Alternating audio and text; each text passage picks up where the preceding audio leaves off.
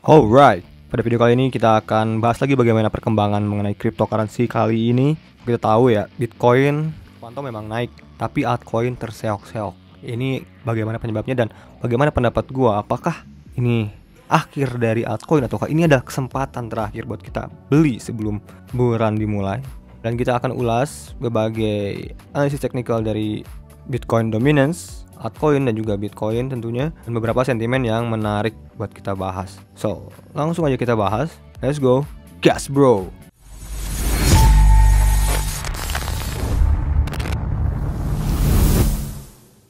Yo, what up guys? Saya Sanagas and welcome to Crypto Time. Dimana hampir setiap hari gue membahas mengenai seputar cryptocurrency atau crypto aset. Terima kasih buat teman-teman yang selalu nyempetin like dulu dan juga udah biasa share video ini dan juga udah subscribe untuk mengikuti update-update terbaru dari gua. Oke, langsung aja kita ke pembahasan sekarang. Kita lihat ya, market hari ini terpantau memang untuk altcoin itu koreksi lumayan dalam. Karena kalau kita lihat di sini Bitcoin dominance naik. Karena seperti yang kita tahu, seperti yang udah pernah gua bahas lama ini ya mengenai siklus Bitcoin dominance cycle. Jadi apabila Bitcoin dominance naik, Bitcoinnya naik, altcoin akan down, dan ya itu yang terjadi sekarang. Nah, kita akan bahas sampai mana Bitcoin dominance akan naik ya, karena apabila Bitcoin dominance naik dan Bitcoin dominance-nya naik ya itu kan berpengaruh jelek buat altcoin ya.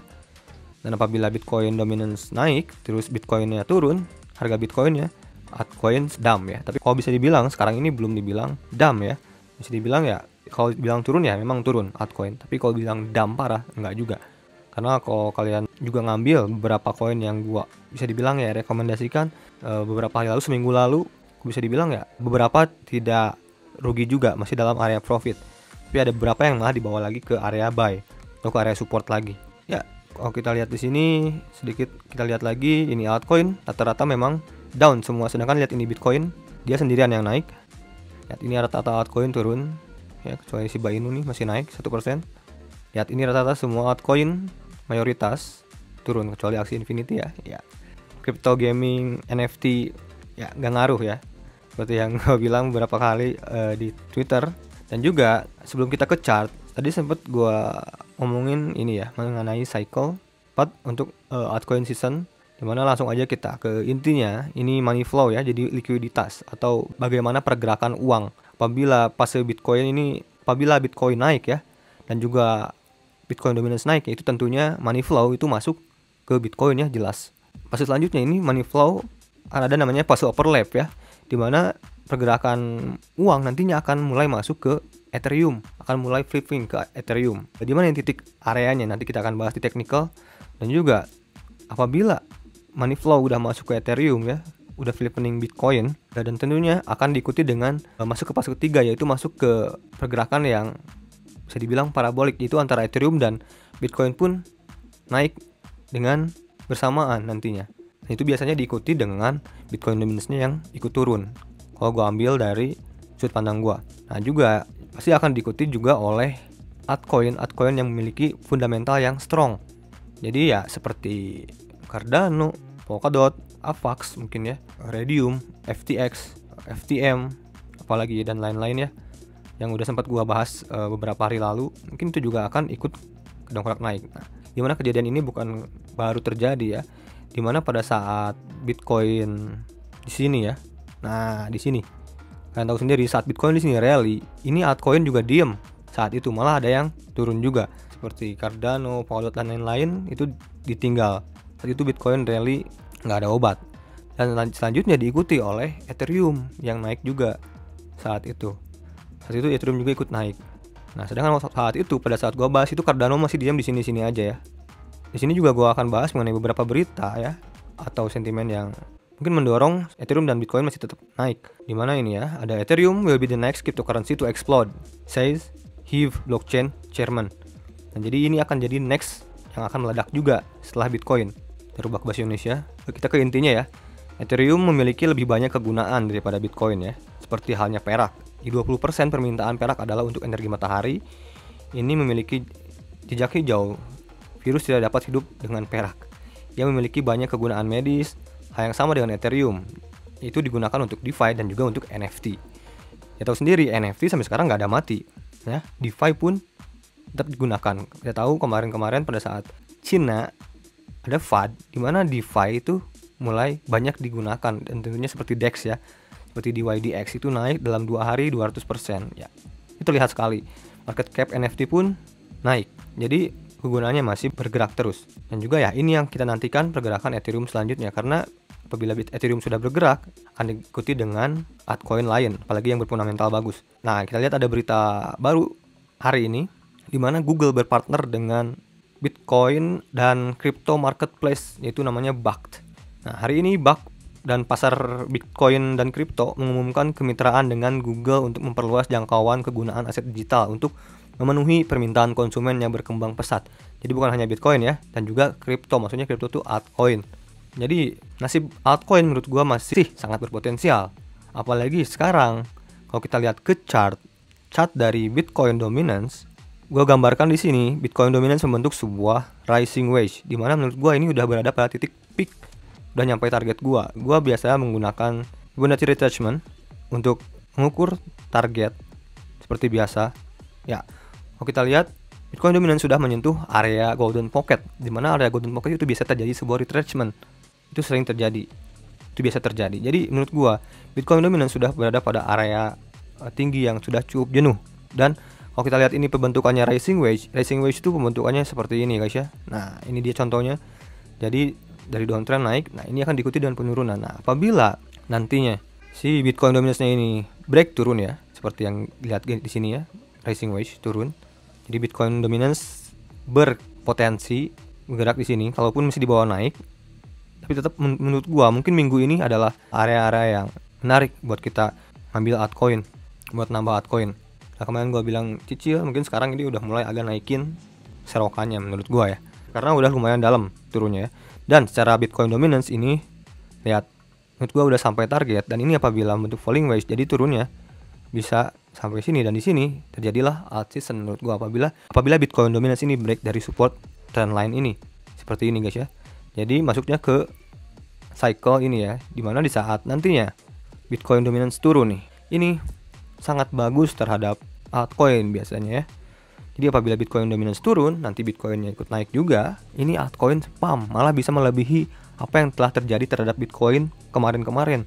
Tapi kecuali apabila Bitcoin dominance-nya turun dan Bitcoin-nya sendiri turun, altcoin akan stabil sideways. Tapi kalau Bitcoin dominance-nya turun ya, dan Bitcoin-nya stabil, ini altcoin akan up. Jadi ini sangat menguntungkan apabila Bitcoin dominance-nya mulai turun. Jadi ini kesempatan besar banget sebenarnya buat altcoin, karena Bitcoin dominance udah di atas banget. Jadi apabila di bawah turun ini Bitcoin dominance, ini kesempatan buat altcoin ini sangat besar. Nah, sekarang kita lihat ke chart Bitcoin sekarang ini. Oke. Nah, ini seperti yang gue gambarkan pada beberapa hari yang lalu, Bitcoin ini memiliki target di area 57.000, dan sekarang udah hit target ini pas sekali ke area kotak yang gue gambarkan, pas sekali, jelas tepat sekali di area target 57.000. Nah, kalau kita lihat dengan skema yang ini ya, gue menggambarkan di sini ada sebuah trend line, di mana di sini membentuk sebuah resistance, support, di sini resistance, di sini support, dan ini bisa dibilang sudah breakout. Nah, jadi ini apabila kita lihat sekarang, Bitcoin ini memiliki support apabila dengan chart ini di area sini, di area 54.800. Jadi berkemungkinan juga Bitcoin ini dibawa retest dulu area breakoutnya, trend line-nya, dan lanjut lagi menurut gua ke target gua selanjutnya, yaitu di 62.000 seperti yang gua gambarkan kemarin. Karena sentimen sampai sekarang semakin bertambah ya, sentimen baik maksudnya. Dan juga ada juga yang ini guys, ini skema lain untuk Bitcoin, di mana Bitcoin ini sudah menyentuh area-area resistance krusial atau critical resistance. Di sini dibentuk dari ini supportnya yang sangat rapat. Di sini resistance, dan di sini membentuk pas sekali Bitcoin sekarang ini berada pada resistance penting. Dan apabila breakout dari sini, ini berkemungkinan terbentuk parabolik, dan targetnya malah di sini guys, di 80.000. Gila. Tapi biasanya juga bisa terjadi setelah dia breakout, retest lagi support dan lanjut ya. Meskipun di sini sebenarnya ada resistance penting yang nggak bisa diabaikan, all time high-nya tentunya. Ini resistance penting ya, kalaupun akhirnya Bitcoin ini breakout dari resistance sekarang, itu di harga 57.000 250-an ya. Ya mungkin akan terdistorsi juga di area sini ya. Tapi distorsinya ini berkemungkinan membentuk sebuah bullish pennant. Ini masih terbentuk bentukan chart yang bullish juga. Nah, sekarang kita cek ke altcoin, karena altcoin lumayan berdarah-darah. Meskipun nggak bisa dibilang dam sih menurut gua ya. Oke, kalau kita lihat Cardano pertama, karena Cardano bisa dibilang dibawa lagi ke area buy. Oke. Tapi kalau kita lihat di sini ya masih belum dalam area minus. Karena area buy yang ideal kan di sini dan ya masih untung dikit. Kan sekarang ini gua menggunakan time frame 1 hari. Ya, gua bisa gambarkan lagi di sini. Kita kesampingkan dulu ini supaya agak jelas. Ini malah Cardano berkemungkinan membentuk lagi namanya symmetrical triangle. Target masih sama di situ ya. Selama Cardano ini maintain di area sini, dan stop lossnya atau bisa dibilang support yang terdekat Cardano ini berada di sini. Di low terakhirnya yaitu di $2 ya guys. Supportnya di area sini $2 dan area stop loss tetap di area 1,91. Ini kemungkinan yang nggak bisa lihat. Terus kita lihat ke Ethereum, karena ini Ethereum penting banget pergerakannya. Kalau kita lihat Ethereum tuh masih dalam pergerakan yang sesuai sama yang gua bicarakan beberapa hari lalu. Ya, Ethereum masih membentuk sebuah bull flag. Ini jelas sekali dia masih bergerak dalam channelnya dan targetnya masih di sini, dan area support masih di area 3370 ya, masih sama. Masih oke.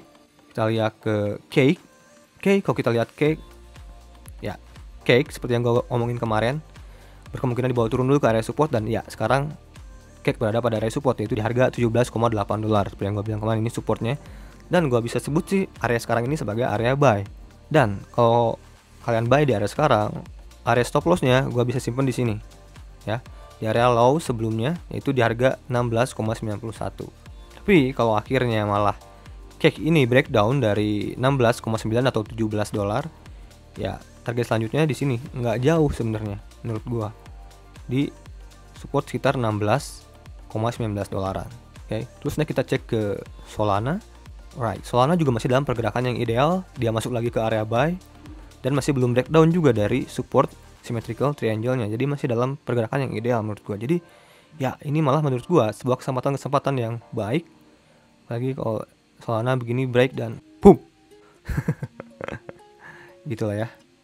Oke, next kita ke Polkadot.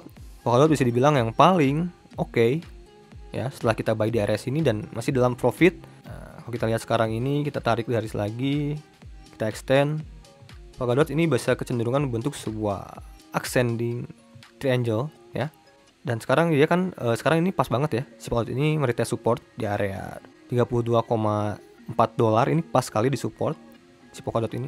Kalau konsolidasi di area sini, ini masih dalam konsolidasi yang bullish ya. Lihat secara trend ini masih dalam bullish. Ini masih bentuk sebuah higher low ya. Pas sekali seperti yang gue omongin kemarin, ini Polkadot memiliki resistance di 38,6. Pas sekali dia mentok di situ, dan mungkin kalau kalian yang ambil break profit di sini, itu mungkin kalian udah untung. Tapi kalau kalian masih hold juga, kalian masih untung juga. Kalian buynya di area sini. Tapi kalau yang belum punya, menurut gue sih area-area sini juga masih menarik. Meskipun area support dari Polkadot ini sekarang ini di 31,45 ini masih menjadi area buy yang menarik. Selama Polkadot ini tidak breakdown dari area garis biru ini, masih dalam tren yang bullish. Terus kita cek ke FTT. FTT sangat struggling dan masih bergerak di area buy. Ya, kalau kita lihat sekarang bergerak mengetes area support. Yang dari sini juga pembentukannya sangat rapat. Ini resistance. Di sini juga support, yaitu di supportnya di harga 51,32. Ini oke juga. Kecuali kalau FTT ini breakdown dari sini ya. Ini support dan stop lossnya gue udah gambarkan dari beberapa hari lalu. Jadi di 45,5.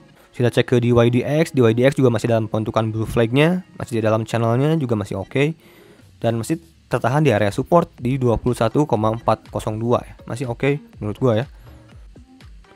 Terus Harmony One juga oke, area buy kita di sini, kita masih profit juga. Dan kalau kita lihat Harmony One ini juga mengetes area support, tapi area support terbaiknya menurut gua Harmony One tuh di 0,189 atau 0,19, bisa di area situ ditungguin limit buy untuk Harmony One.